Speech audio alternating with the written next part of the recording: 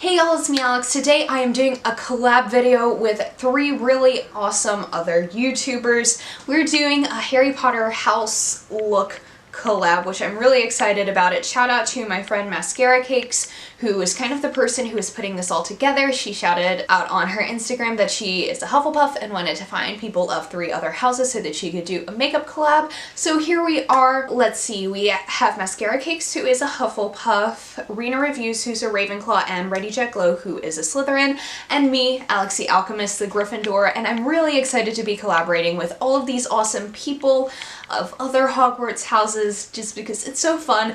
And I know I did a Gryffindor look about a year ago, but I think the time is always right to do more, especially now that I have the Makeup Monsters Dragon Child palette, which is mostly what I used for this, just because I think a lot of these shades are very perfect, like Gryffindor shades.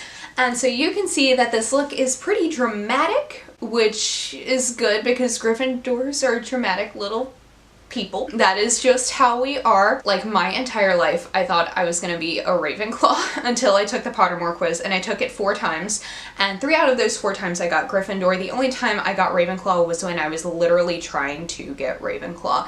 So I think we all know what my true house is, and I have embraced my inner Gryffindorness. Long introduction aside, I'm just gonna get into this tutorial. Okay, so I'm first gonna go in using my NYX HD eyeshadow primer.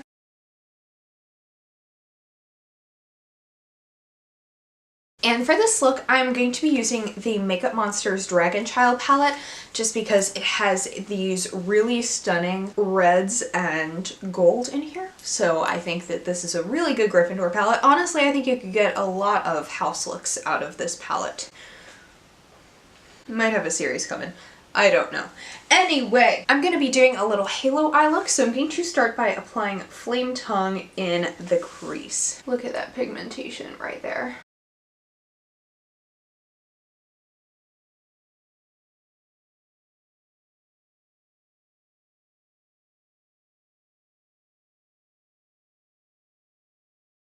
I'm also going to go in and put that on the outer and inner corner. Honestly, I'm considering just throwing this everywhere all over my eyes, but I'm trying to keep the middle part cut out just so that I can have a little bit of room for the gold part on the halo.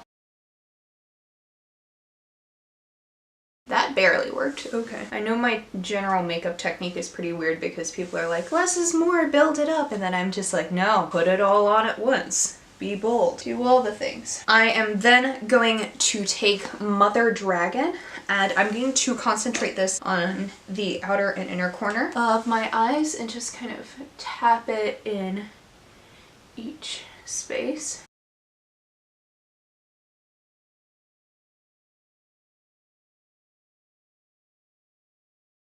Then to kind of help with the middle part and also to just help the gold shadow stick, I'm going to use this e.l.f. glitter primer. It's like $1 or $2. I don't know. It works. I put out way too much, but we're just gonna work with this. I have the habit of doing too much all day, every day. I'm a Gryffindor. It's what we do. I'm just going to tap that onto the center there. And it's just gonna make it a little more sticky. And then I'm going to just use the shade Firefly on an e.l.f. eyeshadow brush.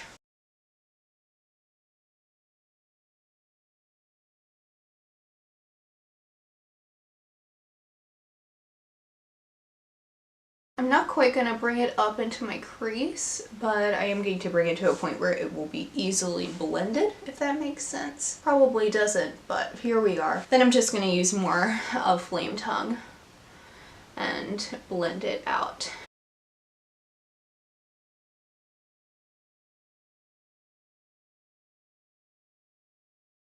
This is dramatic and I love it. And then I'm just going to blend more of Flame Tongue along my lower lash line.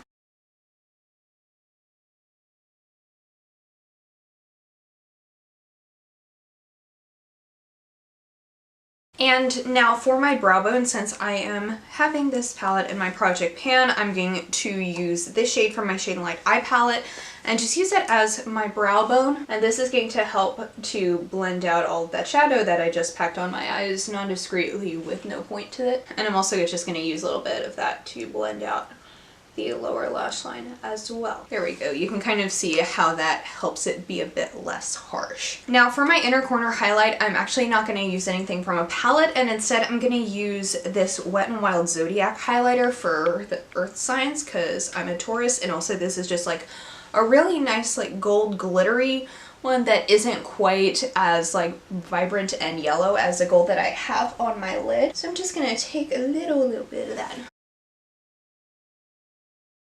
Put that on my inner corner there.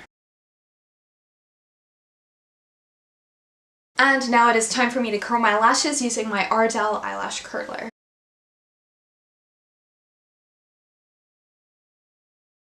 And for my mascara, I'll be using this little mini of the Urban Decay Perversion.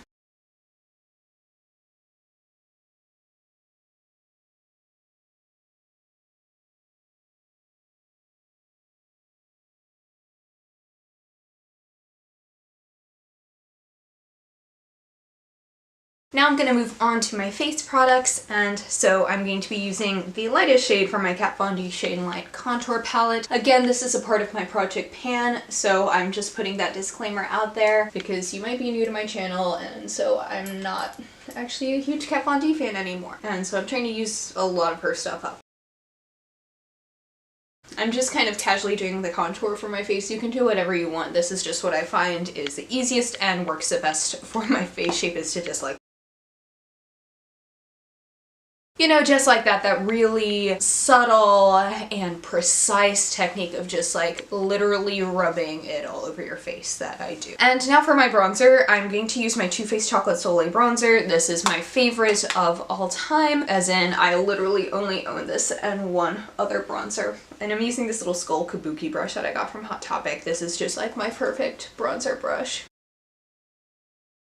And for my face highlight, I'm going to go back in with the Wet n Wild Earth highlight. I think that's going to be a really nice way for me to tie in this with my eye look, just by kind of using the same shade that I use in my inner corner. That's what I really like to do to help tie a look together, is using similar shades like that. And this highlight is really glittery, and I didn't expect to like it because I'm not a glittery highlight person, but I think it does really work, especially now that my skin has cleared up. I don't think I hate glittery highlighters as much as I used to. It's still not my favorite. I prefer the wet look, but I think that it looks really good for this specific product. And pro tip, what I like to do, even though my bangs kind of cover it up, I learned this tip from Jackie Aina, but I like bringing it over top of my brow, but not as far as above like the arch, just because I think that that is a really good technique to add a little bit of forehead highlight without it becoming like too intense or weird. I don't know what word I'm looking for, but y'all know what I mean probably, because like I got a big forehead, so that is why I have bangs, but I still like to add a little bit of highlight to it. And for my blush, I'm going to use this Milani Baked blush in Rose d'Oro. I think that this has really just become one of my favorite blushes at the moment, especially for fall. This is just like a really nice, subtly warm tone blush with a little bit of gold shimmer in it. It does take a bit of building up since it is a baked blush formula as opposed to your standard blush formula like you might find from like Wet n Wild, but I still think that it is just super nice. And I think the gold sheen in the blush really does kind of pick up and like blend well with a highlight too. Yeah, I'm between two lipsticks, but I think I'm gonna go with Kat Von D Nosferatu for my lipstick, just because the Stila Beso lipstick is a little bit too bright, whereas this is not quite muted, but y'all know what I mean. So Kat Von D Nosferatu is what I'm using.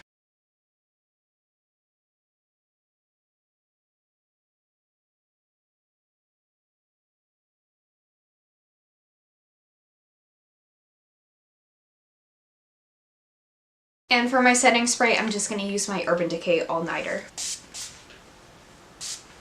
I'm going to hope and pray that this doesn't make my mascara smudge like it did the last time I used it. And this is the finished look. And that is it for this video. Thank you so much for watching. Please be sure to give this video a thumbs up if you liked it, and subscribe down below if you want to see more videos from me. I'll see you on my next one. Hope you all have a wonderful day. Bye!